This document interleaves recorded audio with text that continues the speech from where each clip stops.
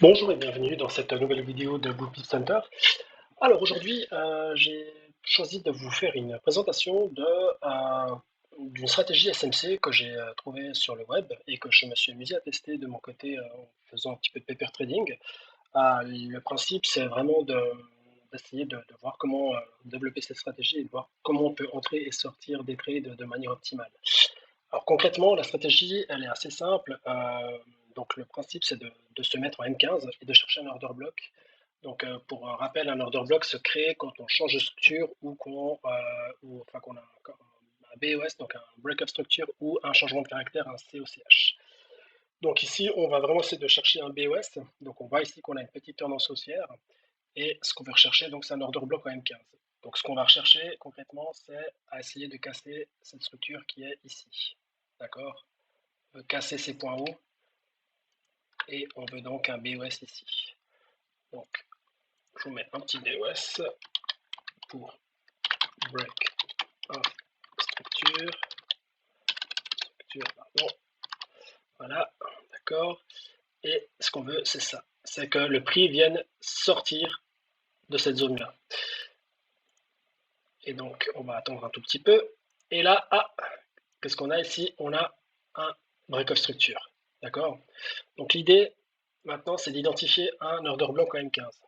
L'order block en M15, comme je vous le rappelle, c'est toujours la dernière bougie bearish ou la première bougie bullish qui se présente à l'initiative de cet order block. Donc on voit ici qu'on a l'order block ici, parce que le point, la mèche de la bougie est plus bas que la dernière bougie bearish. Donc on va prendre cet order block là. Voilà. Et maintenant on va donc ici, on va mettre d'ailleurs que c'est un OB, un order block en M15 pour pouvoir l'identifier. D'accord? Donc cet order block, on va le tirer très loin pour voir à quel moment le prix va être retravaillé.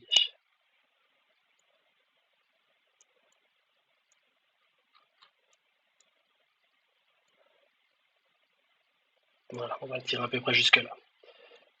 Et l'order block, donc on sait que cette zone de prix donc va un jour être retravaillée. Donc on place notre order block en M15 comme ça. Ensuite, on va laisser donc le prix faire son petit travail. On va voir que il va se passer quelques jours. Donc moi, quand j'ai vu cet order block, je me suis dit, ah tiens, celui-là, il est vraiment intéressant.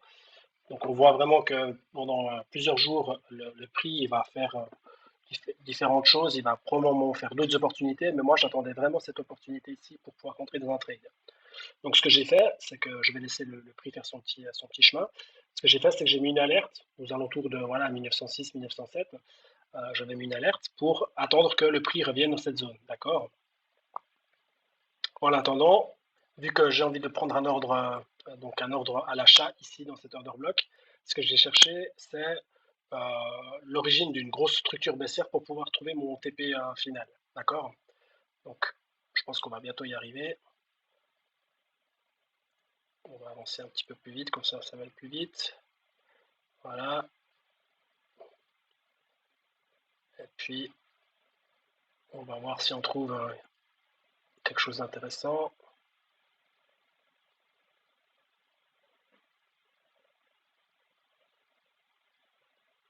Ouf, oula, ok. Alors là, on voit effectivement qu'il y a eu un très très gros mouvement. Donc là, autant vous dire que à ce point ici, si je reprends le pinceau, à cet endroit ici, c'est très clair qu'il s'est passé quelque chose d'important. C'est qu'il y a des banques, des institutionnels, quelque chose qui sont rentrés dans le cours, du gold pour placer des gros ordres à la vente. Donc on sait que cette zone-là a été une zone où il y a énormément d'ordres qui ont été diffusés. D'accord? Donc ce qu'on va faire, maintenant qu'on remarque effectivement que cette zone aussi, elle est fortement travaillée, on va créer un order block sur le début de cette zone baissière. Donc l'order block, il est ici. On va prendre la mèche d'ailleurs ici. On va aller jusque là. On va prendre la mèche avec.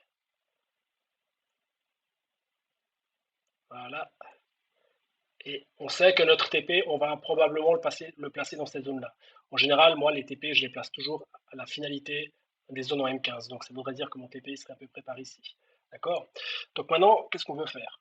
On a vu que le prix, il est venu redescendre dans ma zone en M15. Donc je vais juste revenir un tout petit peu en arrière pour voir. Donc là, il y a mon alerte qui s'est déclenchée à ce moment-là. Et puis là, donc je vais passer en M1. Voilà. Et en M1, on peut donc constater que le prix, il commence gentiment à s'approcher de la zone qui m'intéresse. D'accord? Donc pour rappel, un order block en M15, il faut bien comprendre, d'ailleurs je vais pouvoir le réduire un peu, parce qu'il est un peu trop long. Il ne sert à rien là d'être aussi long. Hop. Tac. On va mettre ici. Voilà. Donc ce qu'on veut, c'est vraiment attendre que le prix vienne titiller la zone ici pour confirmer ou non si cette zone d'order block va être validée ou non. Donc là, on va passer par contre en bouger 1 minute. C'est mon cas. Et on va. Donc là, il y a clairement mon alerte qui s'est déclenchée. Donc moi, à partir de là, qu'est-ce que je fais? Je viens de mon PC et je commence à chercher à voir si je trouve des divergences bullish pour voir s'il y aura un changement de caractère. Donc là, on est sur une grosse structure baissière. Et ce qu'on veut, c'est vraiment voir un changement de caractère. Donc le changement de caractère, il va avoir lieu, grosso modo, quand le prix va nous montrer qu'il est capable de casser ce point ici. D'accord? Je me suis trompé de ligne. C'était pas celui-là que je voulais faire, c'était celui-là. On veut clairement qu'il y ait un changement de caractère quand la bougie aura cassé cette zone-là. Donc, ici, on va mettre un COCH pour changement de caractère, vous avez compris. On attend que cette zone vienne là. On veut vraiment que le prix il est rentré dans mon order block et maintenant, on veut que notre prix fasse ce changement de caractère. En attendant, ce qu'on peut constater aussi, c'est que on a une belle divergence ici bullish. On voit clairement, donc ça, je vais supprimer, je l'avais préparé avant. On voit clairement donc ici que on a une divergence boule qui est en train de se former. Si on prend ce point ici et qu'on le trace jusque là, on a clairement le prix qui descend sur le prix, alors qu'en RSI, on a un essoufflement de la vente et on voit que le RSI, il monte. D'accord? Il est vraiment en train de monter, reprendre ordre ici. Donc là, on a vraiment notre confirmation supplémentaire comme quoi on a déjà un prix, un RSI qui s'essouffle. D'accord? Donc là, c'est une troisième confirmation qui est vraiment intéressante, c'est que la première confirmation, c'est donc l'order block qui commence à être retravaillé. Et la deuxième confirmation, c'est qu'on est donc sur une belle divergence boule ici, avec le prix qui est différent. Et ensuite, notre troisième confirmation, ce sera de pouvoir valider un changement de caractère. Dans ce cas-là, on cherchera un order block en M1. Donc maintenant, je laisse le prix faire son travail. Donc là, on voit que l'order block, il n'a pas été respecté. Moi, j'ai placé encore aucun ordre, parce que ce que je veux constater, c'est vraiment changement de caractère avant de placer un ordre. Moi, je vais juste accélérer un tout petit peu le nombre de bougies. Le prix continue de travailler, il fait son boulot. Et alors là, on voit effectivement que le prix en M1, il a été changé ici. Le changement de caractère, j'ai pas besoin d'aller le chercher trop loin, il est intervenu ici. Là, on avait une structure, on a un W qui a commencé à se former. On le voit bien ici, hein, si je fais un schéma très simple. On a un beau W bullish qui s'est formé, et on a eu notre changement de structure ici. Donc changement de caractère, pardon. Et concrètement, donc à cette validation-là, clairement, changement de caractère, pour moi, c'est mon dernier ordre, comme quoi c'est bon, on est reparti sur une tendance haussière. Donc là, je vais placer un ordre long, vraiment à l'entrée de mon order block en M1. Donc l'order block en M1, je vais l'identifier, c'est lequel qui a lancé cette tendance, c'est celui-ci. C'est la dernière bougie rouge. Et on va attendre que l'ordre soit validé. Donc maintenant, je vais placer mon ordre long, buy, donc, que je vais placer ici à l'entrée de mon order block. En point, de validation, je vais chercher un objectif, on va dire, minimum. Déjà, le stop loss, on va le placer quelques pips en dessous de l'order block. Allez, on va mettre 15 pips, on sera à peu près bon. Voilà. Et puis, la validation, on va chercher une zone qui a été bien travaillée on va dire. On voit qu'ici, on voit que c'est une zone de combat ici, dans cette zone-là à peu près. On voit que là, il y a eu quand même, on voit ici qu'il y a eu quand même les acheteurs qui ont essayé de repousser le prix et les vendeurs directs derrière qui ont relancé la phase, d'accord, baissière. Donc concrètement ici, on voit clairement en M1 qu'il y a eu un petit combat, donc on va placer notre ordre, notre validation ici. La deuxième validation, ça pourrait être d'aller chercher cet order block ici, d'accord. Donc maintenant qu'on a placé notre ordre ici, on va attendre de voir ce que fait notre prix. Hop, là notre ordre notre ordre buy il est validé et la tendance est lancée. Alors moi ma stratégie dans ce genre de situation, c'est que quand je rentre dans des stratégies en M1, M15, j'ai vraiment envie de faire des trades qui durent pas très long, au maximum 30 minutes. Et l'idée c'est vraiment d'aller chercher, d'aller gratter du pips. Donc le principe c'est vraiment de se dire que si on constate combien de temps a duré cette baisse, donc on est en M1, je valide, hein, entre entre le début de la chute et la fin de la chute, il s'est passé, je vais vous faire le calcul, il s'est passé en gros, la fin de la chute, elle s'est terminée là, il s'est passé 30 minutes. Donc en 30 minutes, le gold, il est passé en gros de 1927 dollars à 1904 dollars. Donc il a perdu 220 pips en 30 minutes, ce qui est énorme, d'accord. Donc on sait que cette zone-là, elle va être retravaillée, d'accord.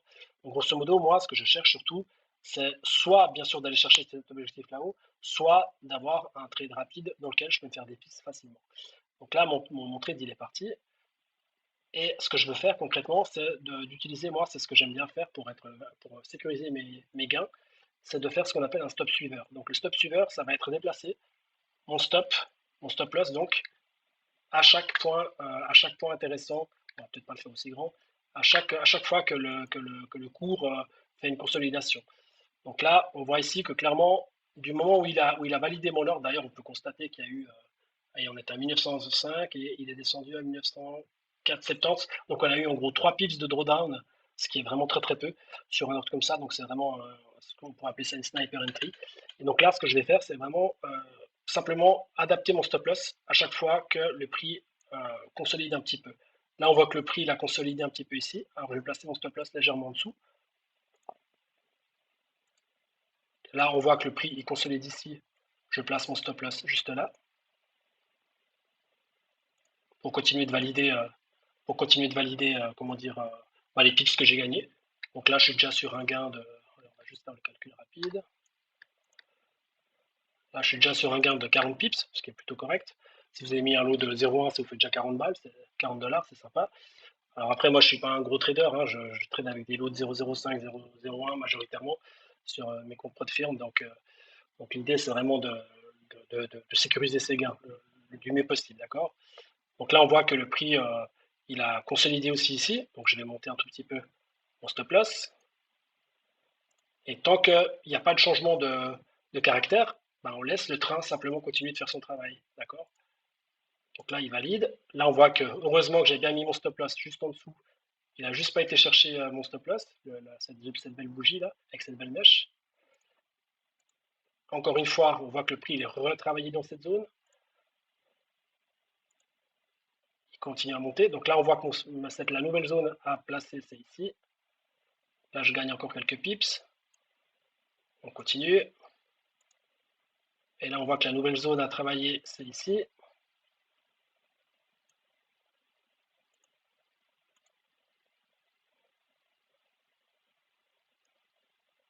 Donc, on aurait placé la bougie en gros ici, juste en dessous du système.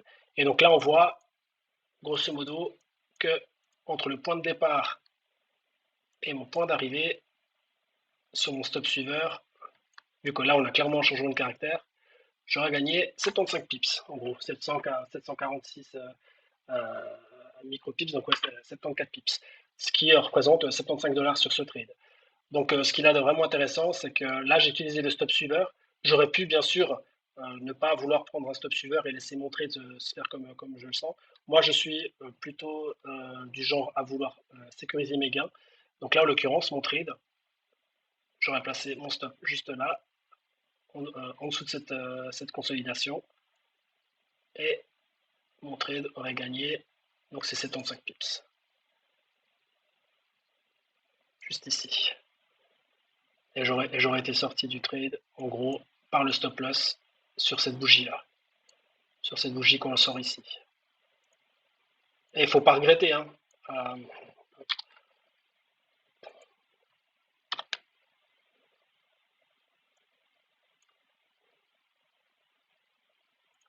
Donc je me suis fait sortir sur cette bougie ici.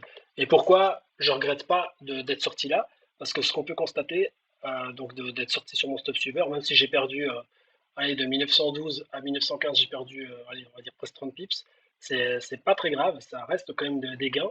Et donc j'aurais pu effectivement faire près de 100 pips de gains, mais 70 pips c'est déjà très bien. Et pourquoi je ne regrette pas d'être sorti là? C'est parce qu'ici on peut se constater qu'on a ce qu'on appelle donc un changement de caractère. Donc on voit qu'on était sur une belle tendance haussière, avec des points hauts de plus en plus hauts et des points bas de plus en plus hauts. Donc ici, point bas, point bas, point bas, point bas, point bas, point bas, point bas, etc. Point bas. Et là, on a un changement. On voit qu'ici, on a ce changement de structure, un changement de caractère, pardon, avec cette bougie baissière. Et si on continue le cours, on va voir ce qui se passe. On voit que le cours, ah ouais, là, il a décidé de partir à la cave avec une belle mèche qui nous aurait ramené, en gros, un autre point d'entrée. D'accord? On va laisser continuer de faire le cours. Est-ce que notre trade aurait été gagnant ou pas si on avait continué?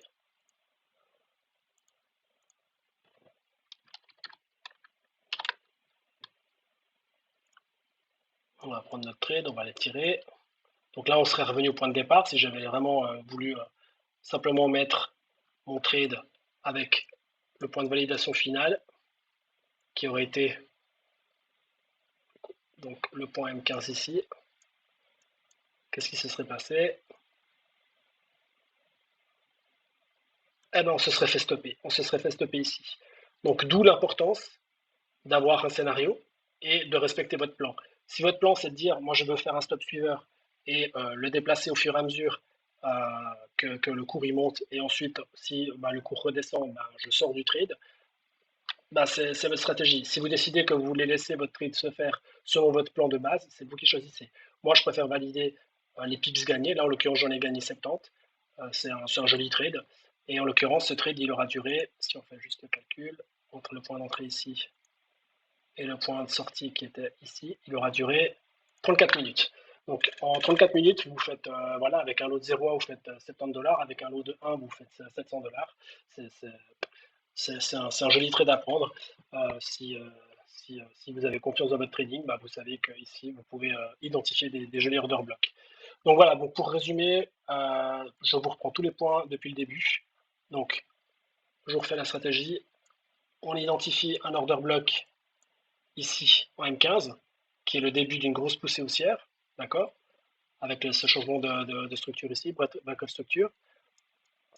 Ensuite, on attend que le prix revienne travailler, on se place une alerte dans cette zone-là de prix pour voir quand le prix approche cette zone, vous vous remettez devant votre ordi pour vérifier ce qui se passe, devant votre MT4 et puis devant sur TradingView. Vous attendez que le prix vienne faire son travail. Donc là, en l'occurrence, on constate qu'il y a effectivement une belle divergence boule qui a commencé à se former ici, d'accord, avec le prix qui descend et le RSI qui monte ici. Et ensuite, on attend le changement de caractère qui se situe ici. Et là, on a la troisième confirmation, donc, comme quoi le prix est en train de se retourner, d'accord.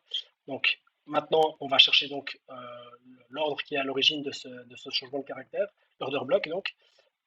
Et puis, donc, on le constate qu'il est ici, l'order block en M1. Donc ça, c'était l'order block en M15. Et d'ailleurs, on peut noter ici que c'était l'order block en M1 pour bien l'identifier. OBM1. OK. On le place ici. Et puis, l'order block, il est là. Donc, on sait qu'à un moment donné, ce qu'on recherche, c'est vraiment que le prix vienne rechercher cette zone, d'accord? Il va venir faire son pullback. Là, le pullback, il a été fait. Mon ordre, il a été validé avec un drawdown de 3 pips, ce qui est vraiment très peu.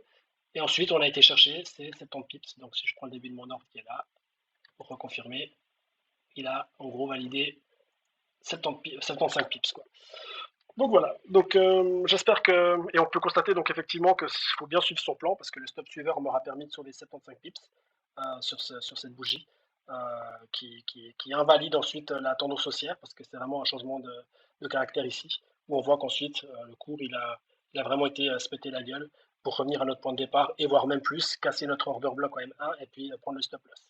D'où le fait de toujours sécuriser ses gains. Et donc moi, c'est ma technique, c'est de valider mes gains en suivant le cours et puis en remontant mon stop loss. Voilà, alors j'espère que cette vidéo vous a plu et n'hésitez pas à me faire part de vos commentaires sur cette stratégie euh, et, à, et à me poser tout un type de questions sur mon canal Telegram euh, que vous retrouverez dans la description. Si cette vidéo vous a plu, n'hésitez pas à vous abonner, à lâcher un petit like, ça fait toujours plaisir, ça aide à mieux retrouver mes vidéos sur YouTube. Et puis moi, je reviendrai prochainement avec une autre stratégie comme ça que j'ai également trouvée sur le web et que je trouve très intéressante et que je vous présenterai très rapidement. Alors je vous souhaite une bonne fin de journée et puis à très bientôt.